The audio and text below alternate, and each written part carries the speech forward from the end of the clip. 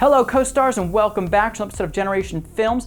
My name is American Ben and we're still talking about knights. Specifically, the best knight fights from films. I know last video was a little bit more factual. Today we're going to focus more on movies. As I said, if you don't like everything medieval Europe, just get the hell out of America.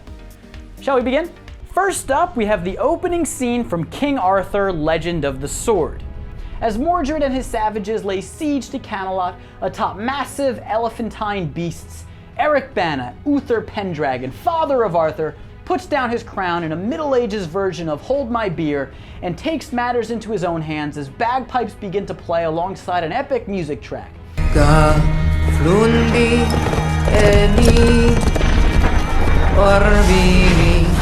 Riding atop his steed as Evel Knievel did atop a Harley, he jumps the gap between the bridge and an elephant holding the nucleus of Mordred's forces, letting his horse slip down into the abyss below.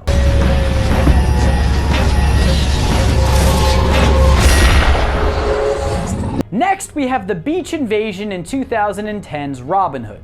There have been many takes on Robin Hood, but this was the first to star Maximus Decimus Meridius as the titular people's hero, as Russell Crowe continues his quest to turn every historical hero into gladiator.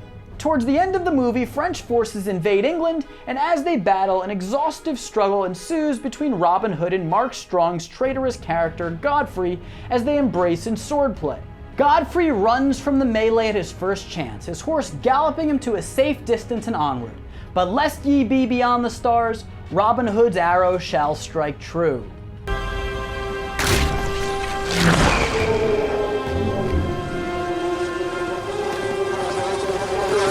Next, we have the Battle of Stirling Bridge in Braveheart. The scene involves knights getting slaughtered rather than saving the day in glistening armor. With his face painted blue and white for the pride of Scotland, a fiery William Wallace led his troops against the English knights in the famous Battle of 1297.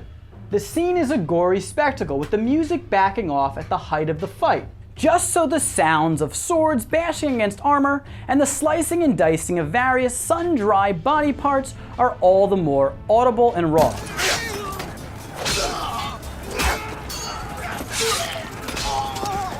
Next up, we have the final face-off in First Knight. Richard Gere plays the famous Sir Lancelot, and his hair is indeed a bit too permed and his moves all too graceful.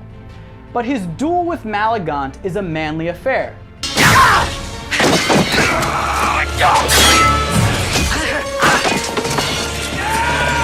I mean a ballsy romp. I mean a vigorous intercourse of thrusting swords, god damn it! Anyway, the final barrage of blades is as rapid and exacting as one would expect from two legendary warriors.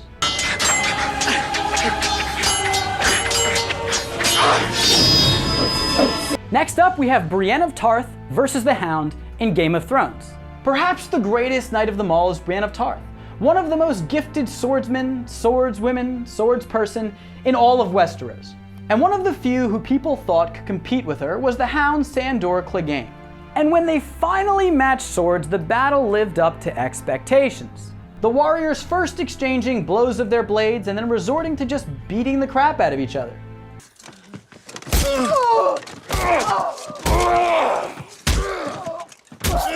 Next up, we have the Knight vs. Viking scene at the end of Ironclad. There's nothing like honor among warriors. Tiberius the Danish mercenary could have had his men pile on Thomas Marshall the Knight, but he told them to stand aside and let us all witness the Viking axe go against the knightly sword. My only real complaint here is because James Purefoy has been in so many period pieces involving men with swords and British accents. Whenever I see him on screen, I'm not sure which movie I'm watching and whether I'm supposed to root for or against him.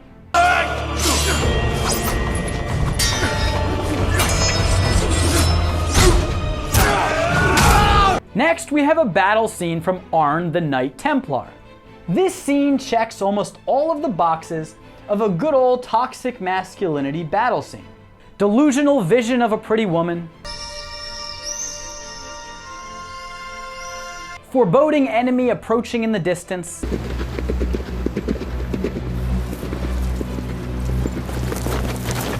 slow motion,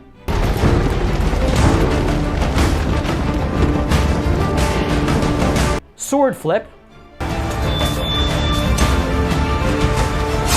more slow motion,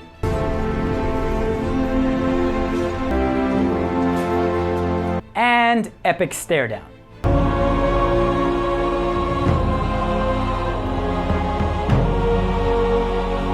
The only thing this scene was really missing was an epic speech, but it's a Swedish film and Swedish people don't talk. Next, we have the Black Knight scene from Monty Python and the Holy Grail. The knights in every scene so far on this list are what we want to believe knights were like. The Black Knight from Monty Python and the Holy Grail is probably what knights were actually like. The Black Knight was more valiant and resilient than any knight before him, refusing to cede in his battle against King Arthur despite losing all 4 of his limbs. We thank thee, Lord, that in thy mercy... Come on, then. What? How about you? In mercy, the Black Knight was still willing to call it a draw. All right, we'll call it a draw. But Arthur ran away like a coward anyway. Running away, eh? You yellow bastard! Come back here and take what's coming to you! The Black Knight reminds us that no matter what ails us in life, no matter what brings us down, Just a flesh wound. it's all just a flesh wound. Unless you get shot. Then you die. Lastly, we have the cavalry battle from Kingdom of Heaven. Now, it's hard to pick just one battle from this movie, because if there's something Ridley Scott knows how to do, it's epic battles. One of the best is this scene in which the cinematography is stunning in the face of the setting sun and death. There are no knights quite like the ones who are willing to die for religion, and that showed in the palpable intensity of the scene. Though I'm still confused as to how a blacksmith instantly became an expert in warfare. That's like me instantly becoming an expert in socially acceptable behavior.